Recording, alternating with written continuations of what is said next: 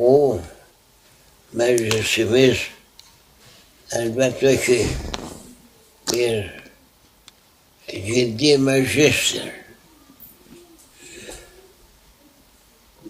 Ciddi bir mühimmenin, çok mühim olan bir hizmetin talipleriyiz. Biz o zulüm devrinin kapanmasını istiyoruz. Şimdiye kadar olan hareketler ki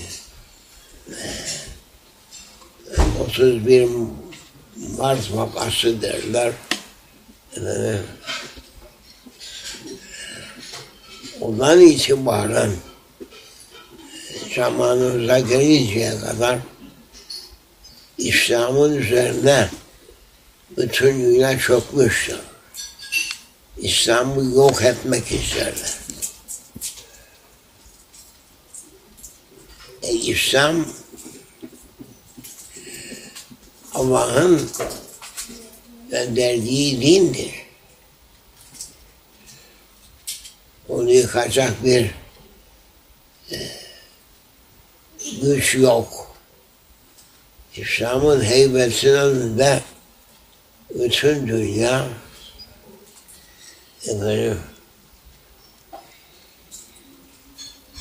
sivrisinek gibi bile kalmaz. Lakin o alçaklar 31 Mart vakasından sonra İslam'a küfürün temsilcileri olan Avrupa'yı saldırdılar. Ve onlar İslam'ı ortadan kaldırmak için seferber oldular.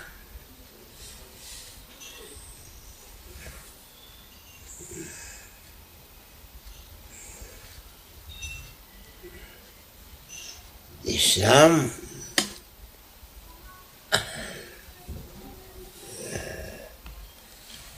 İnnet dîne indallâhil İslam. Allah'ın huzurunda makbul olan din İslam'dır. Yani Allah'ın kabul ettiği din İslam'dır.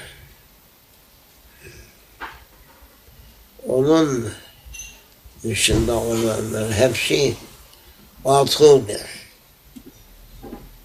Çürümüş abdesthane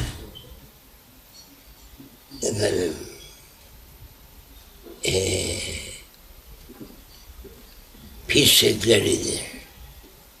Hepsi temiz ve nazif olan İslam'dır. Yapacaklarını yaptılar. Avrupa'nın kafiri ve bizim şaşkın Müslümanlar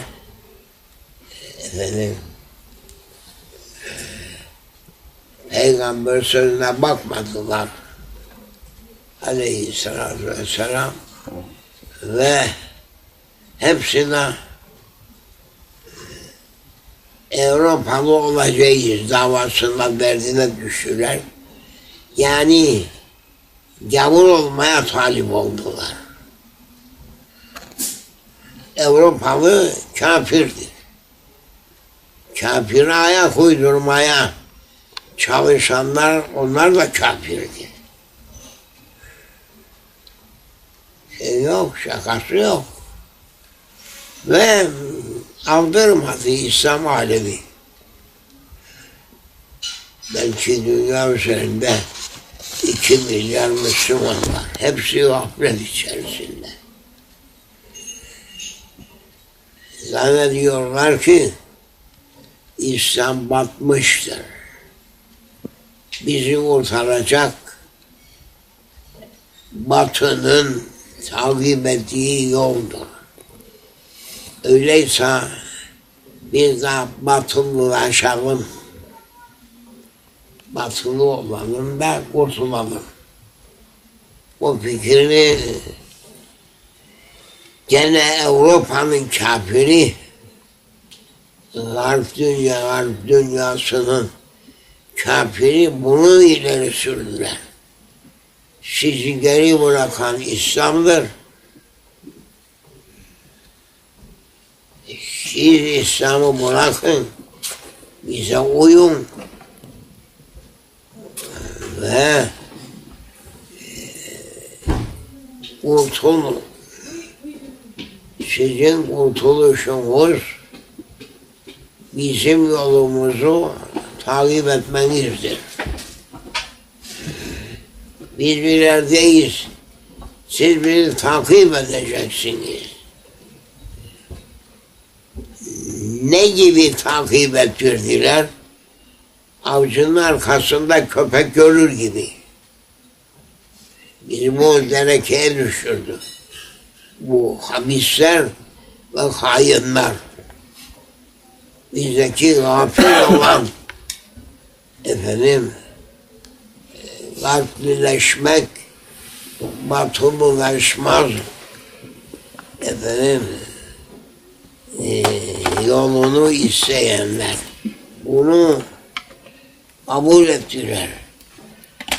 Sırf siz bizi kabul edin, biz sizin arkanızdan yürüyelim, çünkü siz siz ileridesiniz. Teknolojide ilerisiniz. Bizde sıfırdır. Sizi takip edelim, yürüyelim bizde. Dibacesidir bu. Dibace dediğim bir mevzunun hulasa olarak bildirilmesi kabilindendir. O mühimdir. O sözleri bize izin olmasa biz toplayıp söyleyemeyiz. Kendimizin değildir. Orada yazıp da size söylediğimiz mesele değildir. Bu varidat derler. Allah'ın hikmeti bu ahkam-ı ifadları en aşağısına bıraktı söylemek için. Biz bir şey olduğumuzda değil. Ve 100 senedir 12'den 12'ye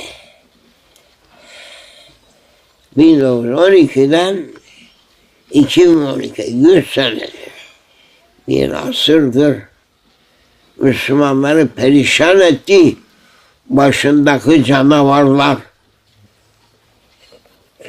Canavar yesin geldilerini.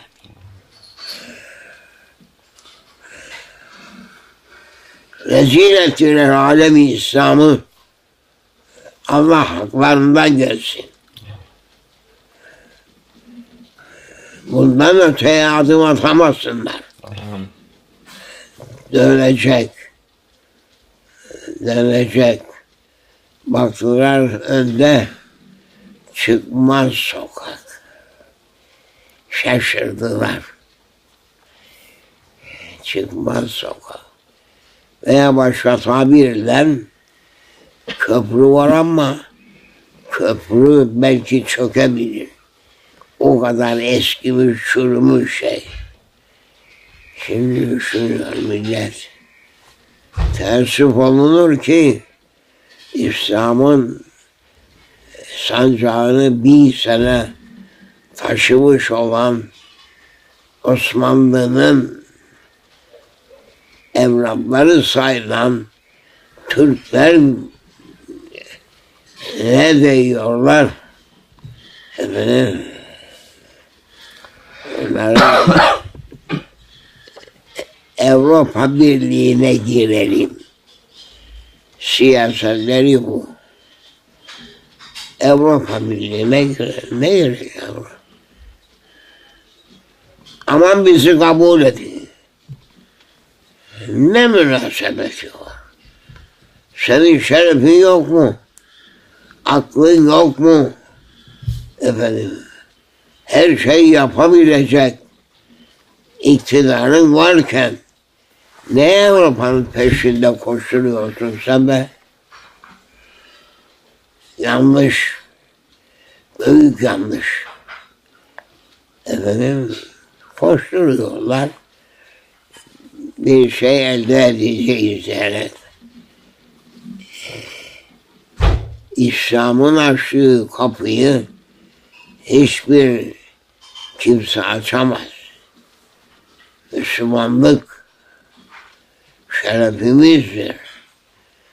Türkiye'de Müslümanlık B'ye söylesen seni mahkum eder. Ki 1000 sene peygamber sancağını taşıyan bir milleti bu hale getirenler hepsine lanet olsun. Mevaları gidecekleri yer cehennem olsun.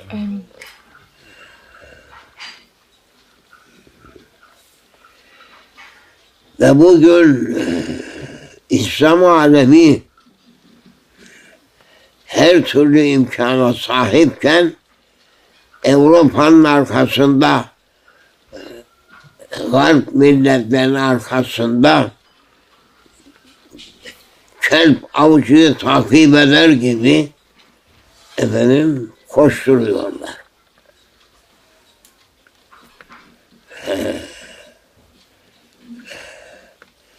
Dün neydik? Sultandık.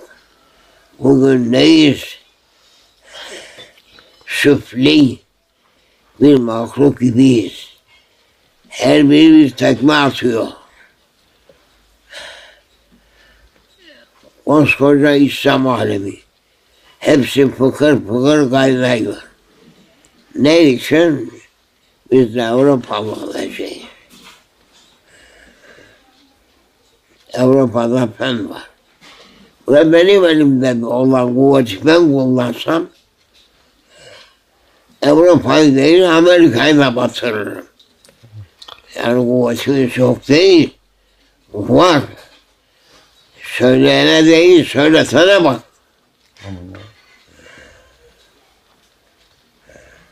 Ben Avrupalı'nın uşağı olamam. Amerikalı'nın köpeği olamam. Bizim şerefimiz var. Ve uğraşa efendim Müslümanların efendim halifesini had ettirdiler. Meclise getirip dediler ki hilafetimiz kaldırdık.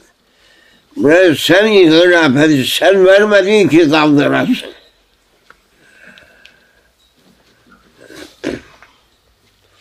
Kaldırdık dediler. Ve o halifenin mensup olduğu bütün saltanat Osmanlı hanedanını Mehmet'teki çocuğu da kılıçlarının hakkıyla zapt ettikleri İstanbul'dan, Anadolu'dan tard ettiler. Bu emri veren kabrinde rahat olmasın. Amin. Ona evet diyenler de cehennemin dedikleri olsun.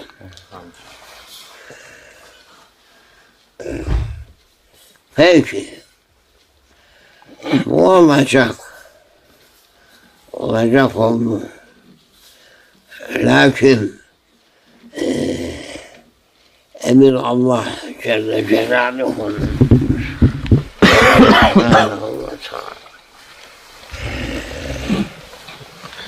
Ama dinini batırmaz. Hak batıla mağlup olmaz.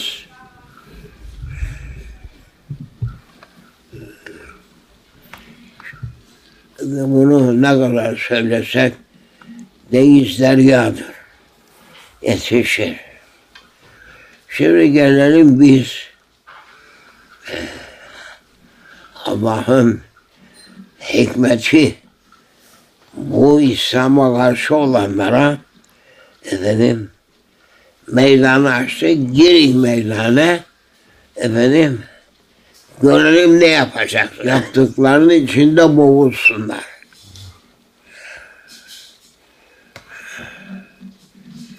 Şimdi İslam alemi başta Şam, Mısır, Arz-ı Hicaz, Mısır, Libya, Tunus, Acem,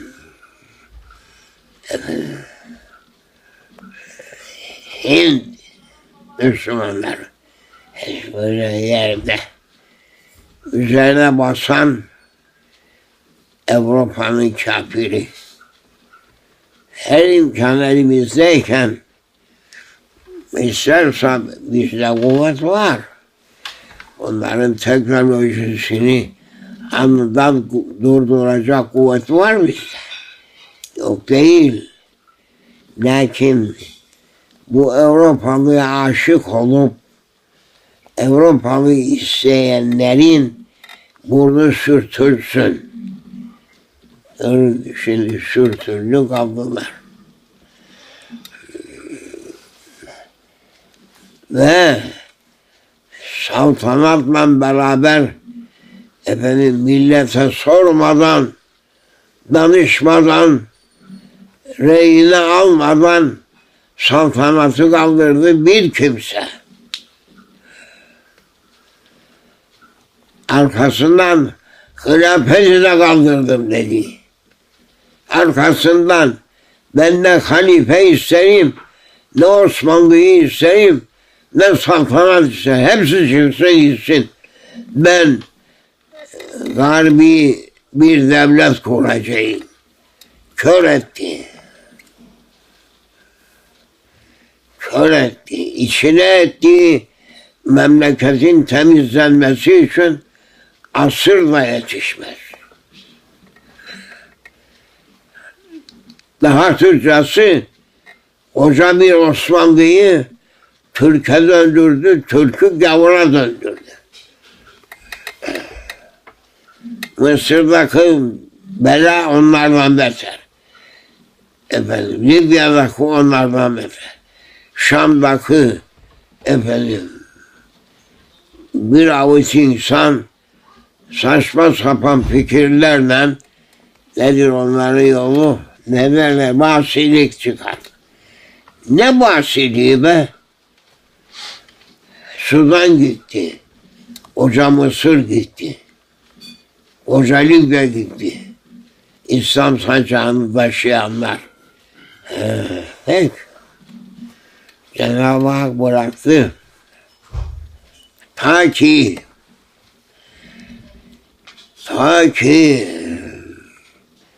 burnu sürtülsün bu İslam aleminin başındakilerinin.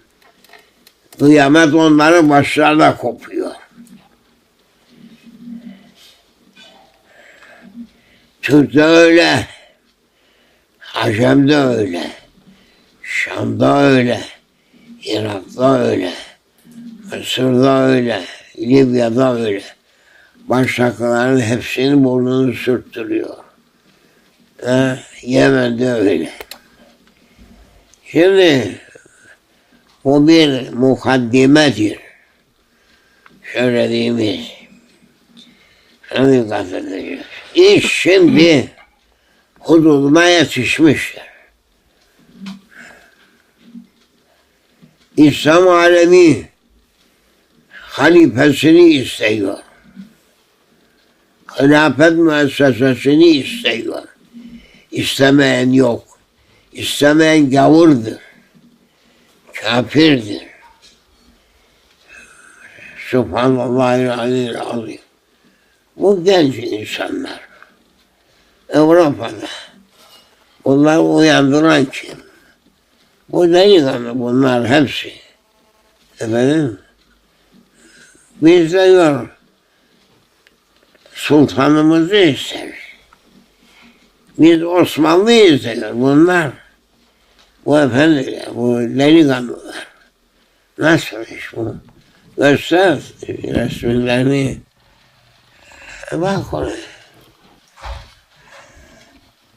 Bunlar mektepte gavurluk okuttular bunlara.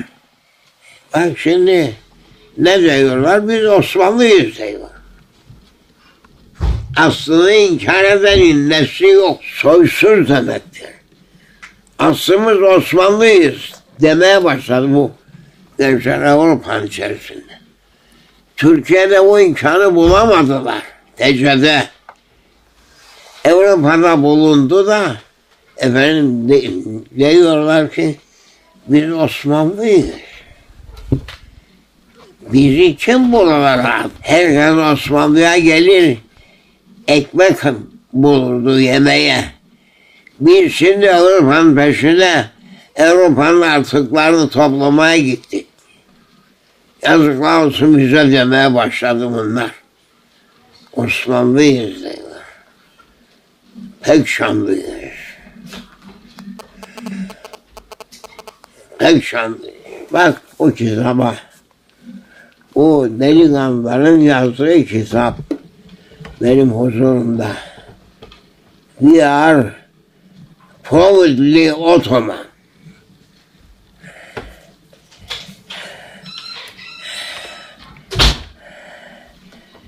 The return of the Ottomans, lions on the golden apple. Uyandıran Allah'a bak. Bu kitabı Türkiye'de yazamazsın. Almanya'da yazıldı. Türkçesi de var, İngilizcesi de var. Başımıza gelecekleri burada bu efendi oğlumuz tertip etti. Acayip bir üslupla. Hangi menbadan aldığını ben de takip edemedim. Allah ziyade atsın. Cenab-ı Hak bize yolladı. Biz de ahım şah bir şey değiliz ama ne yapalım? Vakiyeti suyu kabilinden kılıç artığı gibi bir yüze merdiven dayamış adamız. Ne söyleyeceği? Söyletenin sözünü dinle bizden. Bu zulüm devri kapanacak. Altı kullide hakkın hakka. İslam'ın düsturu bu. Hak sahibinin hakkını ver. Alacağız bu hakkı. Osmanlı'nındır. Balkanlar, Hicaz, Mısır, Hind, Çin, hepsi. Şimdi benim istediğim bu hanedandan, Ali Osman hanedanından varis olan kimdir? Kim çıkıp diyor ben o kimseyim? Tabii bir korku gelir. Lakin kendisinin hakiki varis olduğu İndallah'ta sabit olduktan sonra ona korku yoktu. Şimdi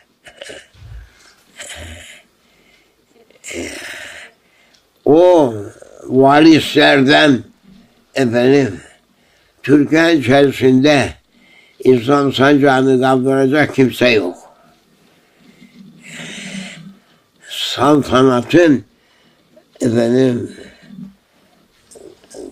kadın tarafından olan evlatlar var, sultan hanımların, lakin erkek olarak sadakat hak.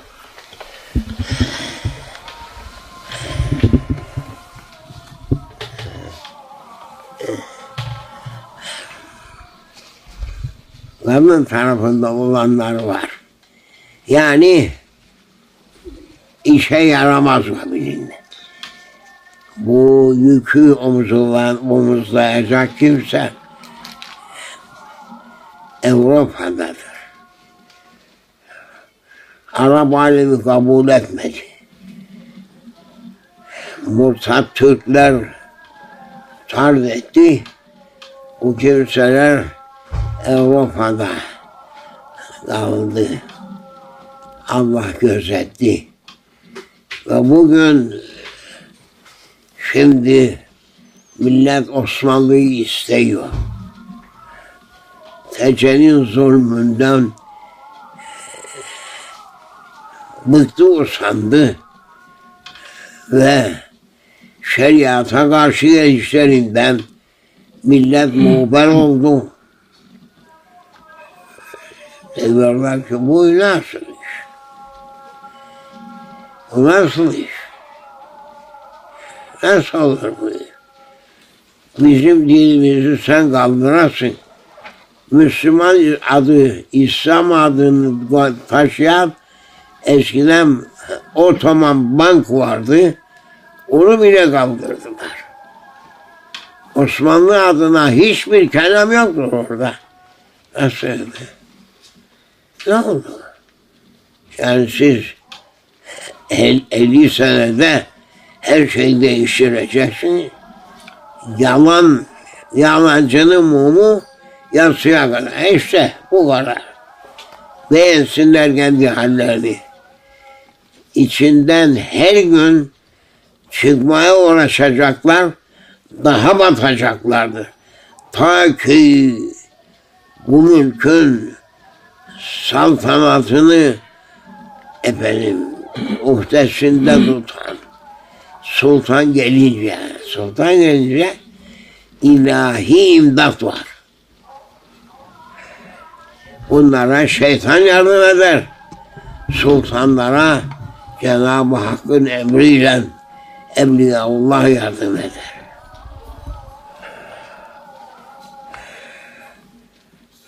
Şimdi bu kadardır. Şimdi o çocuklara sual edeceğim ben bazı sorular ki biz Osmanlı'yız dediği vakitinde şimdi Osmanlı olan kimdir? Türkiye'de hanedanın kızlarından çocuklar var, lakin onlara hak yoktu. Kadın tarafından olamaz, erkek tarafından olacak. Erkek tarafından Osmanlı'nın temsil eden bir kimse vardı.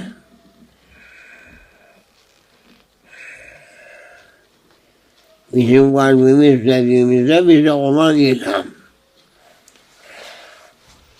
O şimdi geri durması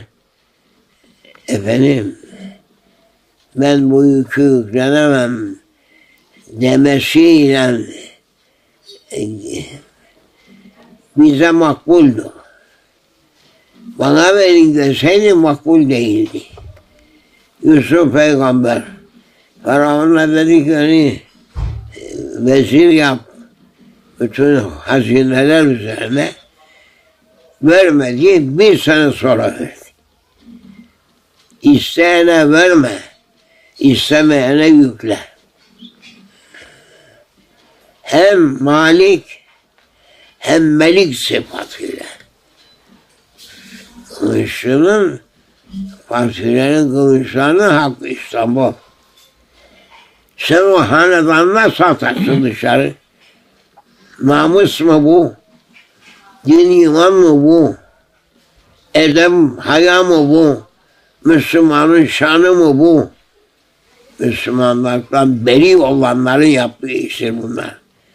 Kabirlerinde rahat olmasınlar. Kabirleri cehennem çukuru olsun. Fetvuayı alırlar. Binaenaleyh şimdi vakit yani girmiştir. Allah-u Alem ve bu ki hadis-i şerifte de söyler o padişah bir tane selim emanetleri alır, ahir zamanı bir selim gelir, emanetleri verir. Sultan Selim Mısır'da Efendimiz'e ait o emanetleri teslim aldı getirdi, Topkapı'dadır.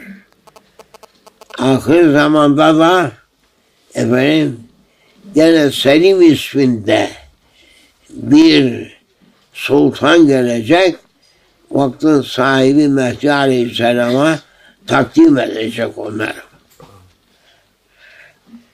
Şimdi bunun üzerine bu dibacesidir yetişir.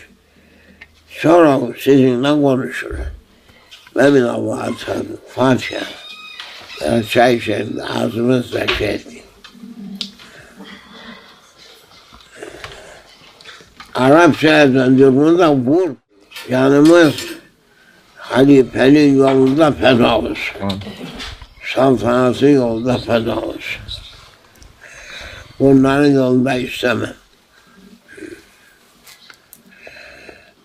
Hak sahibi hakkını alacaktı ahir zamanda.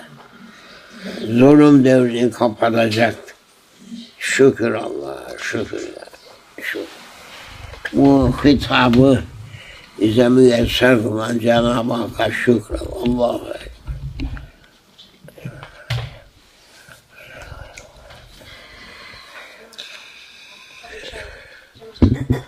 Kıymaz isen başa cana gir odur girme meydana. Bu meydanda nice başlar kesilir, hiç soran olmaz. Gördün mü? Nasıl? Mükemmel sultanım.